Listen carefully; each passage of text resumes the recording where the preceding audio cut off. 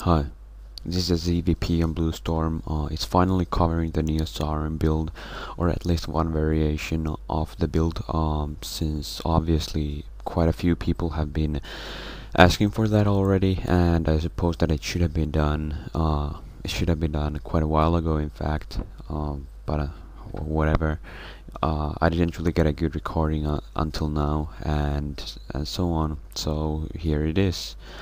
Um, I start off with a 9 pool simply because this is a 2-player map, and especially on this map the Protoss is gonna scout you pretty early, so 12 hatchery is actually gonna be very hard to play since he will have a probe blocking most of the time. So usually you start with a pool first, and if you start with a 9 pool first, then he won't really be able to slow down your hatchery because you get links like right away, or almost right away, to build your hatchery and destroy whatever pylon he might place to blocking it or whatever.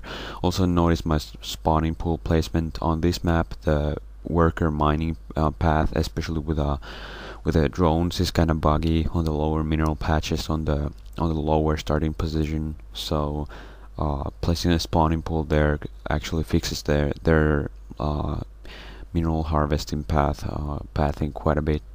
I also do not need to send a drone to scout. Like, my overlord is gonna scout him anyway, like really soon, and especially since I'm making a 9 pool, I really have no reason to send a drone to scout, especially not against the Protoss. So I can pretty much just well, not send one to scout, and in exchange for not scouting with a drone I can start my hatchery a considerable amount earlier.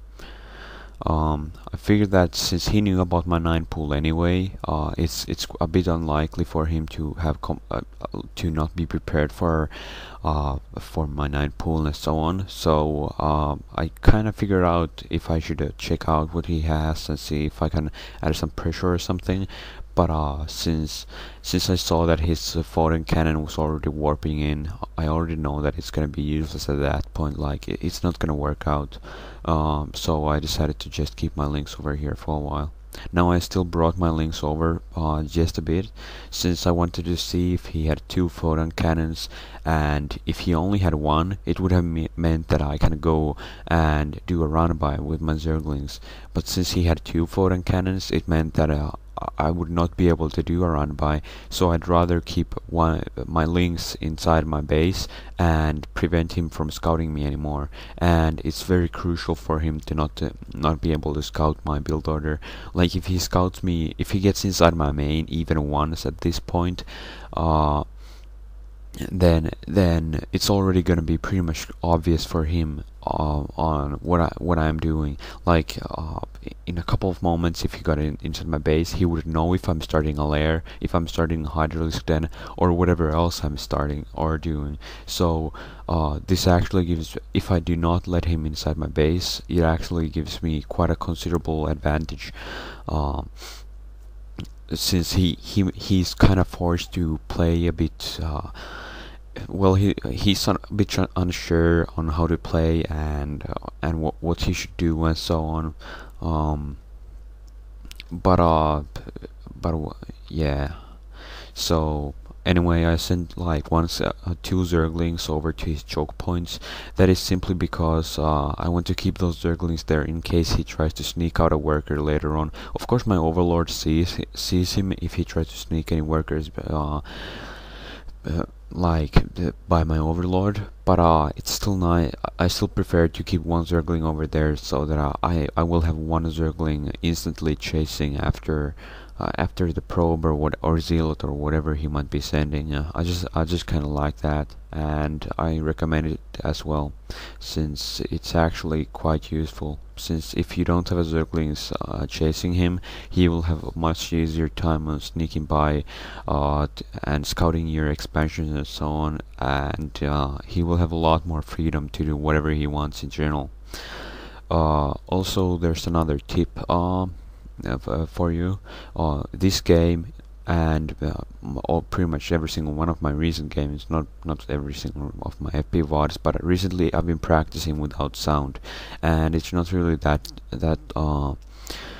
bad as it sounds. Like actually practicing without sound makes you notice your minimap better, and pro gamers do this as well. Like you will actually look at your minimap a considerable amount more, and you will always, like it happens instinctively. You will automatically just keep looking more and more at your minimap, and you really play much better that way, and your minimap really shows you all the information you need to figure out. In any case, he decided to attack me with 3 zealots. This was simply because he wanted to try and force me to make some zerglings instead of constant drone production, and he wanted me to be forced to and also I suppose that he also wanted to scout me out and see whatever I might have, but since I was kind of prepared for it, he wasn't able to do much of damage, so that was really quite favorable for me.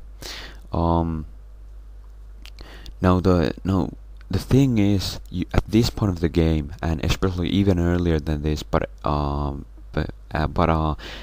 you just want to avoid making any sunken colonies. Like one sunken colony costs you 175 minerals and a drone, and that is like including the drone, well, 175 minerals plus 1 drone mining time, and that is very considerable. Like that's something that you just want to avoid if simply possible, and it's just not good. Now you want this is pretty basic build order. You make a like if we go through the build order once more, this is pretty basic. You pretty much make well, 3 hatcheries. After that you start your gas, then you make a lair whenever you can afford it, and after that you pretty much just keep droning up as much as possible, as long as possible. If he decides to attack you with zealots, then you make a couple more zerglings instead of drones for a while, and then you continue your drone production. You start your 4th and 5th hatchery whenever you have the money for it, and so on. Remember, this is only one variation of the Neo Sauron build. Like you can obviously do your Hydra Mutalisk play many different ways. Over here I kind of expected him to be making mass zealots or some sort of a zealot attack, seeing how he's not making any more than that 1 Corsair, which he lost instantly, and so on. I kind of expect that he might be doing something, and also you may notice that I cannot build both Hydras and Mutalisks at the same time, so I can only afford 1, but since I want to have Hydras right away after Mutalisks, so that my Hydras are kind of there to clean up the mess, that's why I also start my Hydralisk upgrades a bit beforehand. Like you want to have your Hydralisk army ready after you're attacking with your Mutalisks and so on. Kill his High Templars. You don't want to just attack with your Mutalisks, kill some units, and then nothing. You want to be ready for it. And if I only started my Hydra upgrades right now, it really wouldn't do anything. The other way of doing this perhaps would be just starting off with a 5 hatchery Hydras, and right now I'd be massing Hydras instead of Mutas, and then a bit later on maybe start it around now instead of a few moments ago. Yeah, you kind of like I would perhaps right now start making Mutas instead of Hydras, and I'd have a considerably larger Hydra army than